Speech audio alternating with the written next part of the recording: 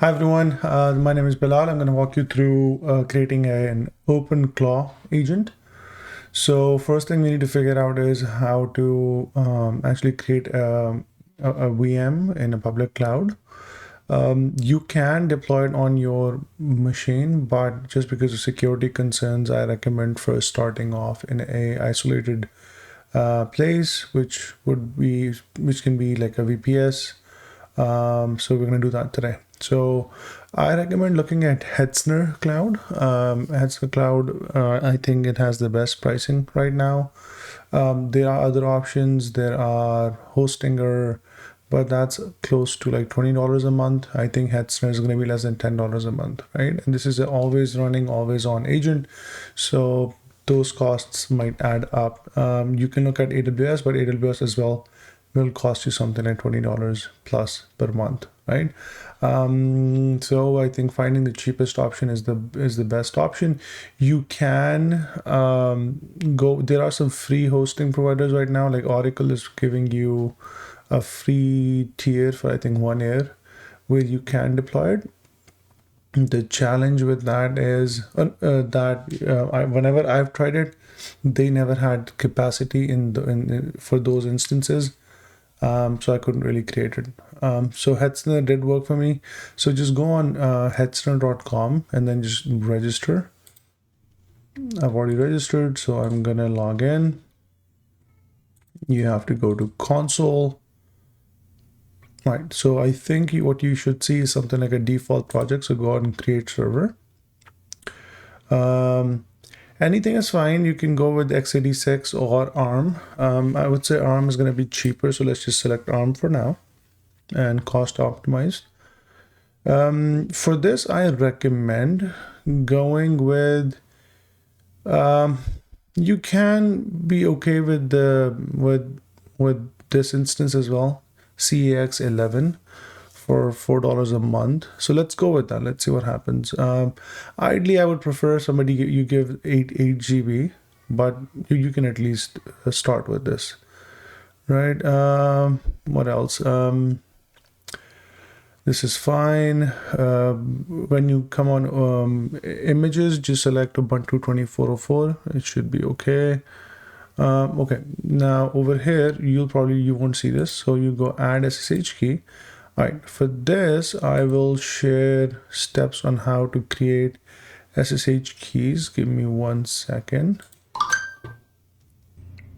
To create an SSH key, what you will need to do is open terminal on Windows, Windows or Mac, and then write down SSH key gen dash TED 25519 dash capital C email. At test.com. It's going to ask you for a location for this key. You can choose your default one. I'm going to give it a temporary name, right? And then once you have this, your key will probably be somewhere in this location. So just go on, click on cat, and then .pub, right? Once you click on this, it should give you your key, which in my case should be over here, right? Once you have this key, what you will do is you will copy this and then add SSH key, and you will copy the key here, and that should do the job. You shouldn't really have to do anything else. Going to use just my Windows SSH key, which I've already added. All right, so create volume over here. My recommendation is go with something like 30 GB. It will be $1.50 a month, but I think it's going to be worth it because in case, well, up to you. I mean, it depends on what type of tasks you're going to be doing. If let's say you expect your agent to be pulling, I don't know, like files, like, again, it really depends. My recommendation is just give it 30 GB at least. It's going to be helpful. All right, so let it create your volume. Firewalls, just leave that for now. Backups, leave that for now. Placement group, just leave it for now. Labels, leave it. Cloud init, leave it. Call it your OpenClaw agent 1, right? And then it's going to give you, okay, do you want to create it? So just create and buy now. It's going to take a few minutes to get created. Okay, it's created now. Go on this. You can see it gives you an IP that you can use to connect to it. Everything else looks good. All right, okay. So the next thing you need to do is open PowerShell or PowerShell terminal on Mac. It's a terminal. Copy this IP and then go on SSH root at IP, right? It's going to ask you something like, might give you a yes no question, so just click on yes and enter yes.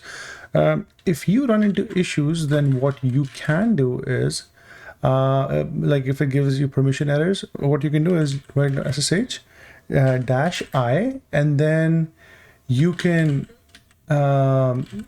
basically search for the key that you created, the pub file, the dot public file, and then go on root at what is the IP, right?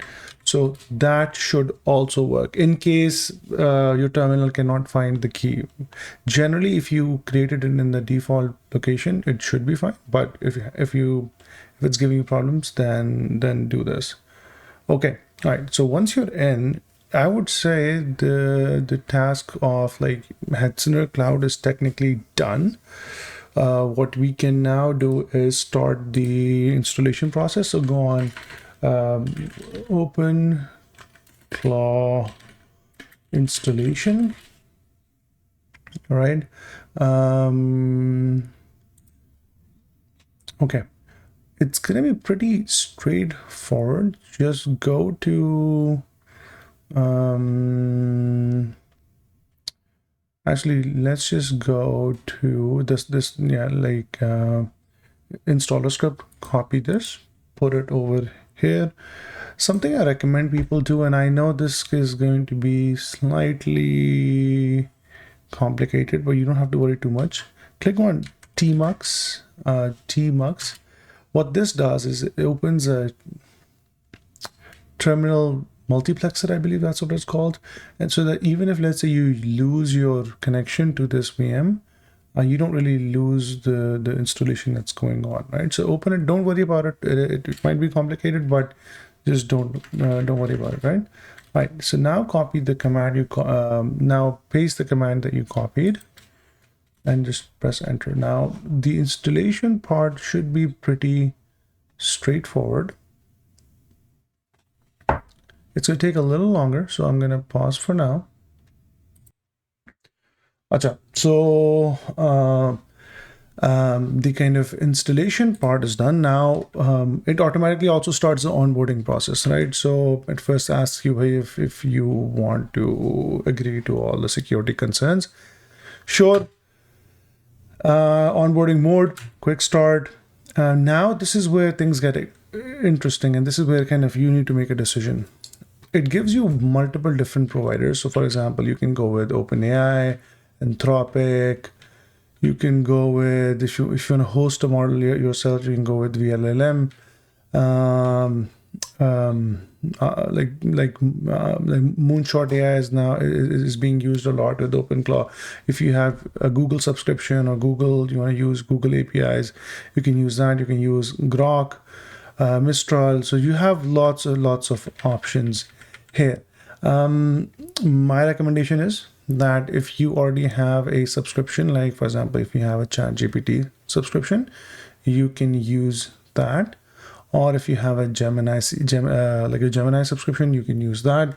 So let's go with, for Anthropic, I don't think they have an option of using the subscription. but for OpenAI, they do. So for example, you can go with OpenAI Codex. Just click on this. Now what it's going to ask you is, okay, can you copy this into the browser? So you take this over here and you copy it, right? Over here is going to ask you to like log in. You're going to click on continue.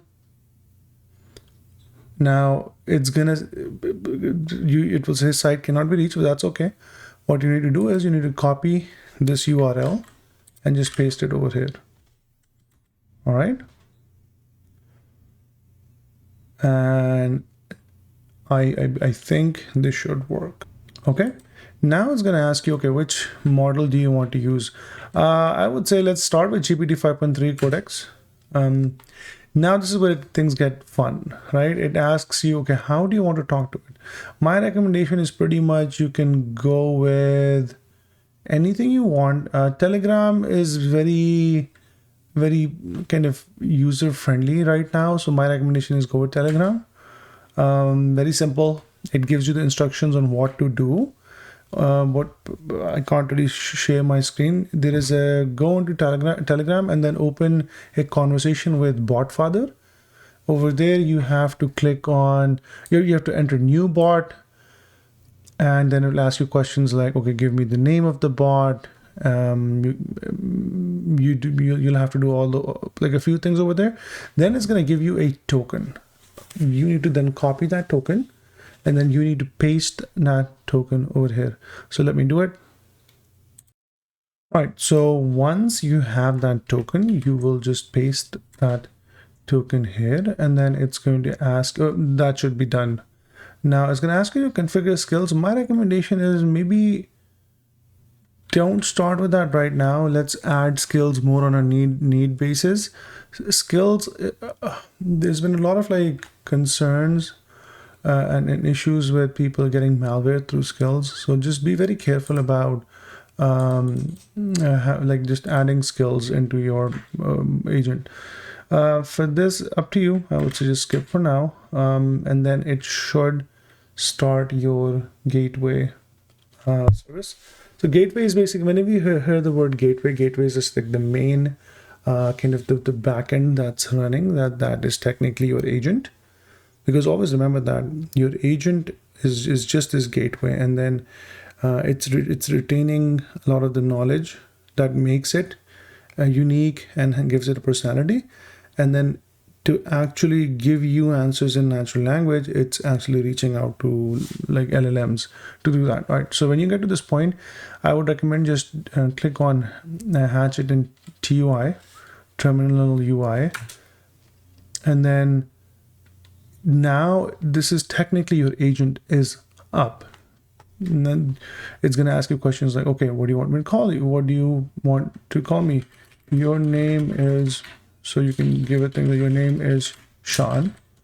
You are an assistant that will help me with my day-to-day tasks.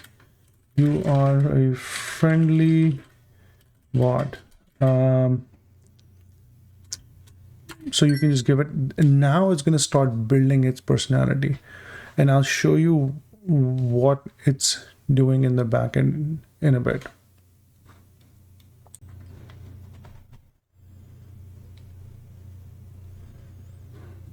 Right. Let me show you what it's doing in the backend. So this is the directory we're in, OpenClaw. So you can see it has things like identity, no, not identity, sorry, workspace. Yes, so these are the kind of files that make your agent what it is, right? So, so if you look at the identity file, this is where kind of it retains information about itself. The soul file is kind of talks about like what really makes your bot, right? You can actually make changes directly to it, but I would not recommend changing anything directly. You can just talk to your bot and it can do all sorts of things for you, and you don't have to really do anything about all of this. So going back to your bot now, you can just start talking to it. If you go onto your Telegram, you should be able to talk to it from there as well. Before the Telegram actually works, once you start a chat in Telegram with the bot that you just created, and then it will give you a pairing code. What you need to do is you need to copy that pairing code and bring it to this terminal, right? And then once you get that, you can say, okay, you can just copy paste this whole text over here. All right, now it should be connected. So if I say, hello, Sean, from my phone, it should technically work. Now it can be a little finicky. It can sometimes not work in the beginning, but you can just keep talking to your bot and just tell him, okay, I sent you a message. I sent you a message. Did you receive it? Oh, I see. I actually missed that part. So I was supposed to run OpenClaw pairing Telegram this value. So just open a new kind of SSH connection to this VM, and then just click on OpenClaw pairing approved Telegram this value. Right, and now it's done. So now if you send a message, now your agent should be able to respond to it. Did you receive my message now? And obviously I did receive it, so that should, right, perfect. This is now, once you're at this point, I don't think there's any need for you to be in this terminal. You can just continue talking to it on Telegram. All right, I think if you need to learn anything new, let me know. I can help you guys. Bye-bye.